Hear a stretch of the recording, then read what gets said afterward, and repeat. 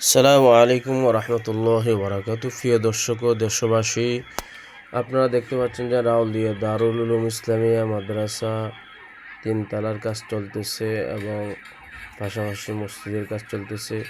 তা আমাদের মাদ্রাসার তিনতলার ছাদ ঢালাই হয়ে গেছে আলহামদুলিল্লাহ, এবং পিছনের যে দেওয়াল আছে দেওয়ালের কাজ এখনও সম্পূর্ণ হয় নাই। তা আপনারা দেখতে পাচ্ছেন ভিডিওর মধ্যে এই যে আমাদের মসজিদ আর মাদ্রাসার কাজ একসাথে চলতেছে। তো এই কাজ ধরার কারণে মাদ্রাসা আর্থিক অনেক সংকটে আছে।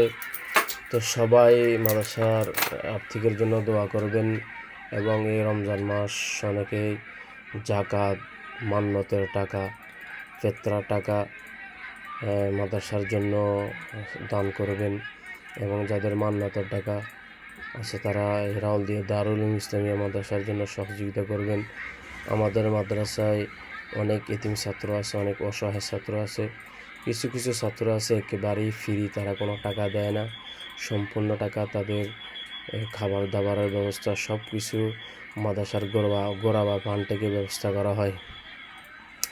এবং আমাদের মাদ্রাসার শিক্ষকদের অনেক টাকা বেতন ভাতা অনেক বাকি আছে। এই টাকাগুলো পরিশোধ করা অনেক কষ্টদায়ক হয়ে গেছে।